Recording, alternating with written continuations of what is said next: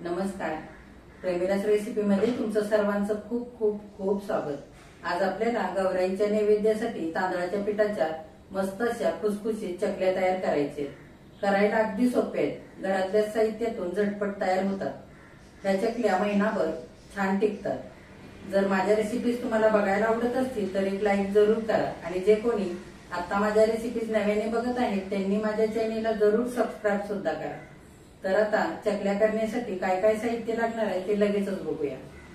आता आपल्याला गौराईच्या नैवेद्यासाठी बिना भाजणीच्या घरातल्या साहित्यातून झटपट होणाऱ्या तांदळाच्या पिठाच्या मस्त अशा खुसखुशीत चकल्या तयार करायच्या. तर आपण साहित्य बघूया काय काय घेतलंय ते. इथे मी 2 कप तांदळाचं पीठ घेतलंय. ह्या कपाने मी मोजून घेतलेलं आहे. असे जर तुमच्याकडे कप नसतील तर तुम्ही कोणत्याही वाटीने किंवा एखाद्या भांड्याने इथे पीठ मोजून घेऊ शकता. हे तांदळाचं पीठ आपण भाकरीसाठी जे दळून आणतो तेच मी इथं घेतलेलं आहे. तांदूळ धुवून वाळवून दळून आणलेलं हे पीठ आहे. इथे त्याच कपाने 1 कप भरून भाजलेले फुटाणे घेतलेत. त्या जागी तुम्ही डाळवं सुद्धा घेऊ शकता. अर्धा चमचा धने पावडर आणि जिरे पावडर घेतले. 2 चमचे पांढरे तीळ, 1 चमचा लाल तिखट, 4 चमचे तेल घेतले, पाव चमचा हळद, चवीनुसार मीठ, पाव चमचा ओवा आणि पाव चमचा हिंग घेतलेला आहे.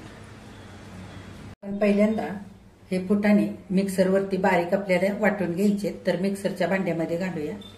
ह्या जागी तुम्ही डाळवं सुद्धा घेऊ शकता किंवा असे फुटाणे किंवा डाळवं जर तुमच्याकडे नसेल तर तुम्ही इथे बेसनचं पीठ सुद्धा घेऊ शकता. बेसनचं पीठ जर घेत असाल तर ते 2-4 मिनिटं सुगंध सुटेपर्यंत चांगलं भाजून घ्यायचं आणि मगच चकली करण्यासाठी वापरायचं. आता आपण हे फुटाणे चांगले बारीक असे वाटून घेऊया. आता इथे मी असे फुटाणे अगदी बारीक वाटून घेतले. फुटाणे वाटून घेत असताना फुटाण्याची साल हाताने चांगली चोळून काढायची. जर ह्या पिठामध्ये साल गेली वाटताना तर आपलं पीठ इथे काळपट होईल.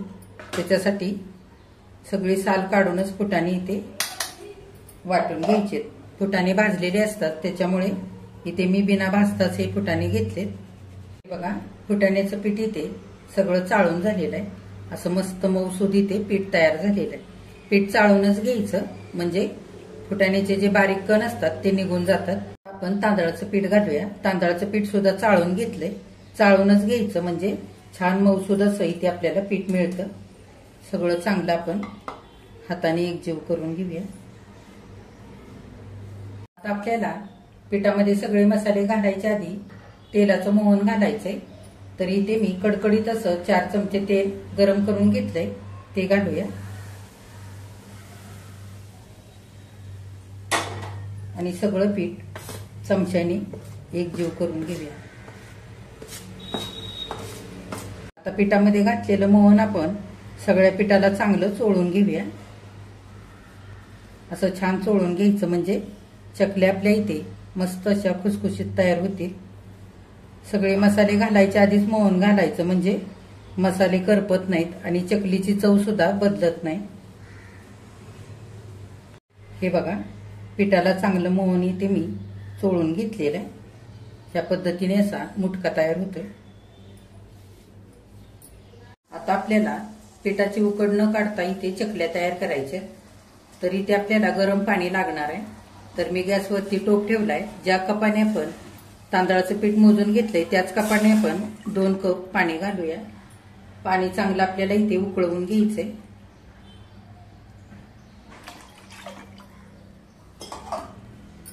आता पाण्याला उकळी येते तोपर्यंत आपण पिठामध्ये मसाले घालूया. धने जिरे पावडर घालूया, हळद घालूया, लाल तिखट, पांढरे तीळ, हिंग घालूया. हिंग जरूर घालायचा. हिंगाने मस्त सुगंध येतो चकलीला आणि चवीलाही चकल्या छान लागतात.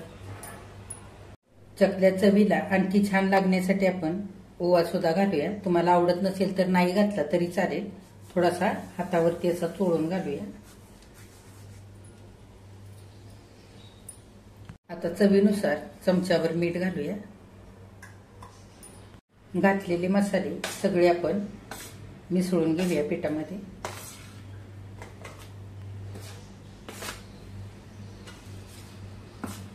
पाण्याला चांगले खळखळून उकळी आलेले. असंच पाणी आपल्याला पीठ मळण्याकरता वापरायचे. आता आपण गरम करून घेतलेलं पाणी थोडं थोडं करून घालूया.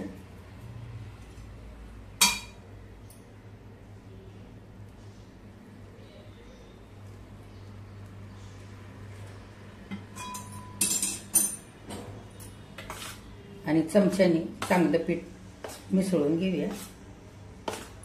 आता आपण आणखी थोडं पाणी घालूया. थोडंसं पाणी उरवून ठेवूया, सगळं पाणी नाही घालायचं. साधारण 1.5 कप इतकं पाणी इथे घातलेलं आहे. इथे जर पाणी जास्त झालं आणि पीठ सैल झालं तर चकलीला काटे चांगले येणार नाहीत आणि चकल्या तळून घेतल्यानंतर लवकर नरम सुद्धा पडतील. त्याच्यासाठी आपल्याला चांगलं इथे घट्ट पीठ मळायचंय. उरलेलं पाणी आपण नंतर वापरूया. हे बघा, पाणी मिसळून घेतलेलं पीठ हे मी असं छोट्या भांड्यामध्ये काढलेलं आहे. आपण वरून झाकण घालूया आणि 5 मिनिटांकरता असंच ठेवूया, म्हणजे आतल्या वाफेने हे पीठ उकडल्यासारखं होईल. आता इथे आपण पीठ झाकून ठेवलं होतं, 5 मिनिटं झालेले. उघडून बघूया. आता हे पीठ सगळं आपण परातीमध्ये परत एकदा घेऊया. आता आपण हाताने मळून घेऊया. जेवढं पाणी घातलेलं आहे आपण आधी, त्याच्यातच जितकं हे पीठ मळलं जातंय तितकं मळून घ्यायचंय. हे बघा, इथे अजून बऱ्यापैकी घट्ट पीठ आहे. आपण आता ठेवलेलं गरम पाणी थोडं थोडं हाताने घेऊया. हलकंसं कोमट झालेलं आहे आणि सगळं पीठ चांगलं असं दोन्ही हाताने घट्ट मळून घेऊया. हे बघा, लागेल तसं थोडं थोडं असं हाताने पाणी घ्यायचं आणि इथे घट्टसर असं पीठ मळून घ्यायचंय. हे बघा, चकलीचं असं थोडं थोडं पाणी घेऊन मी घट्ट पीठ मळून घेतलंय. त्या पद्धतीने आपण गरम पाणी अर्धा कप ठेवलं होतं, त्यातलं साधारण 4 चमचे इथं पाणी खाली उरलेलं आहे. आता आपण ह्या पिठाच्या लगेचच चकल्या करायला घेऊया. हे बघा, चकल्या करण्यासाठी इथे मी सोऱ्या घेतलाय आणि चकलीची जाळी मी अशी लावून घेतली. ज्या बाजूने खरखरीत भाग असतो ती बाहेरच्या बाजूला केले आणि आतून थोडंसं तेल लावलेलं आहे. आता आपण सोऱ्यात बसेल एवढं पीठ काढून घेऊया आणि चांगलं असं हाताने मळून घेऊया. हे बघा, हाताने मी असं पीठ गोल करून घेतलंय. सोऱ्यामध्ये चांगलं दाबून भरायचं, पोकळ ठेवायचं नाही, नाहीतर मग चकल्या करताना तुकडे होतात. आता आपण झाकण लावून घेऊया. आता आपण चकली करून घेऊया.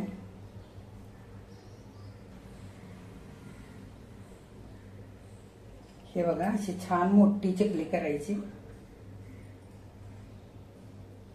आणि हे टोक असं जोडून घ्यायचं.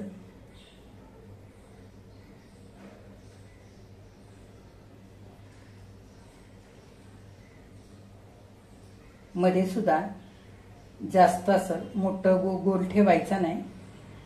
बघा, इथे मी 5-6 चकल्या करून घेतलेल्या आहेत. आता आपण ह्या तळून घेऊया आणि बाकीच्या करत करत अशाच तळून घेऊया. ह्या चकल्या करण्यासाठी फार वेळ लागत नाही, अर्ध्या तासामध्ये ह्या चकल्या करून होतात. हे बघा, तेल मी आधीच गरम करायला ठेवलंय. आपण तेल गरम झालंय का ते बघूया. पिठाचा गोळा घालून, हे बघा, पिठाचा गोळा घातल्यानंतर लगेच वरती आलाय. तेल आता इथे चांगलं गरम झालेलं आहे. आपण गॅस मध्यम करूया आणि चकली तेलामध्ये तळण्यासाठी घालूया.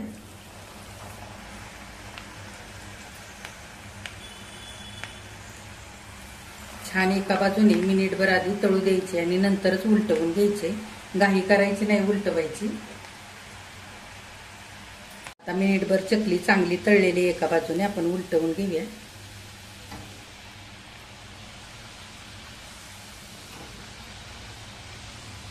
छान अशा सोनेरी रंगावरती चकल्या 4-5 मिनिटं मध्यम गॅसवरती तळून घ्यायच्या. मस्त अशा खुसखुशीत होईपर्यंत तळायच्या. फार मोठा गॅस करायचा नाही, नाहीतर चकल्यावरून करपतील आणि आतमध्ये तशाच कच्च्या राहतील.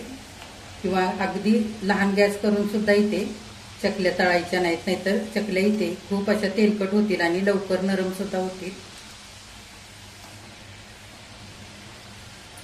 हे बघा 3 ते 4 मिनिटांनंतर छान आपल्या इथे सोनेरी रंगावरती चकल्या तळलेल्या आहेत. काढून घेऊया.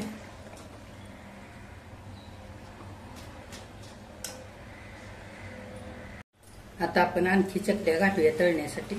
हे बघा 3 ते 4 मिनिटं झालेली आहेत. आता चकल्या छान इथे तळलेले आहेत. ह्याच पद्धतीने चकल्या तळून घ्यायच्या मध्यम गॅस करून, म्हणजे अगदी छान अशा खरपूस तळल्या जातात आणि मस्त खुसखुशीतही होतात.